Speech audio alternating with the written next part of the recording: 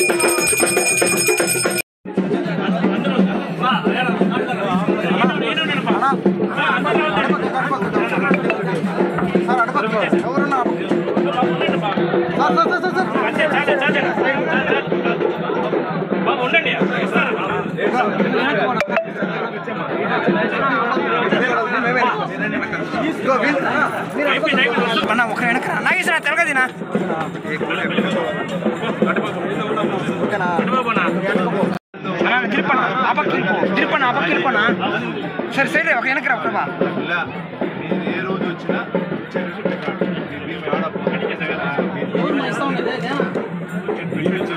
చంద్రబాబు నాయుడు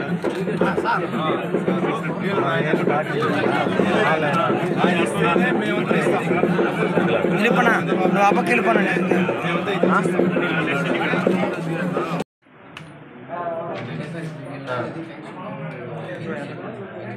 పర్వాలేదు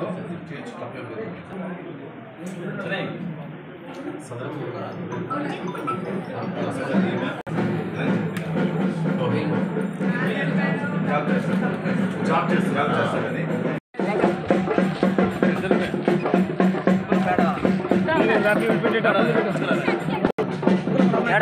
సుబ్రహ్మణ్యం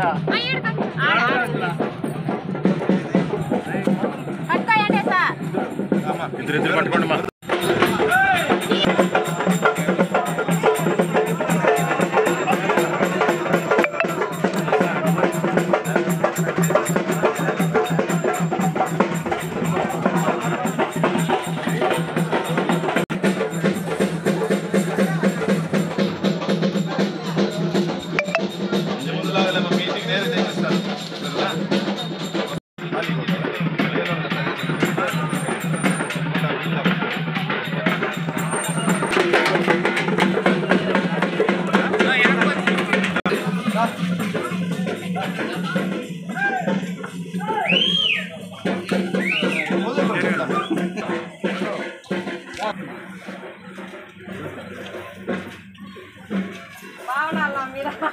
అందరూ మేమే కదా, నువ్వు కూడా బాగుండాలి, అందరూ బాగుంటేనే.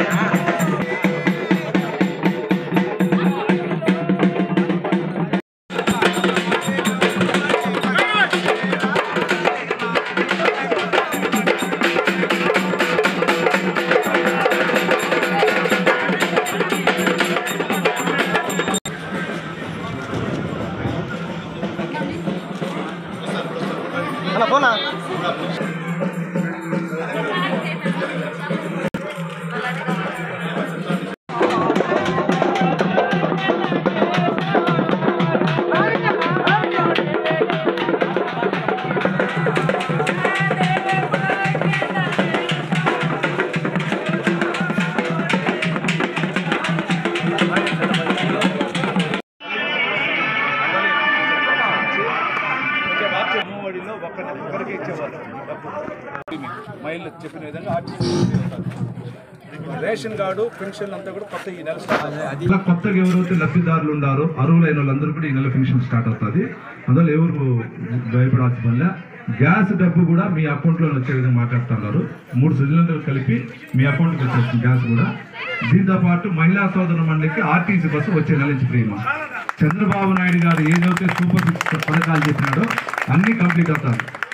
మీరు దాంట్లో ఏం భయపడాల్సిన. ఇప్పుడు మీ సొత్తులు ఏడపడలేదు, బలా భద్రం ఉన్నాయి కదా, వాడు వీడు వచ్చి రౌడీజం చేసేయలేదు కదా. అందువల్ల మీరు ఏం నెమ్మదిగా నిద్రపోండి, ఎవరు చెప్పింది తినద్దండి. టయానికి మీకు అన్నీ వస్తాయి, తొందరలో పిల్లలకు ఉద్యోగాలు వస్తాయి, అన్ని రోడ్లు వస్తాయి, అన్నీ జరుగుతాయి పంచాయతీ.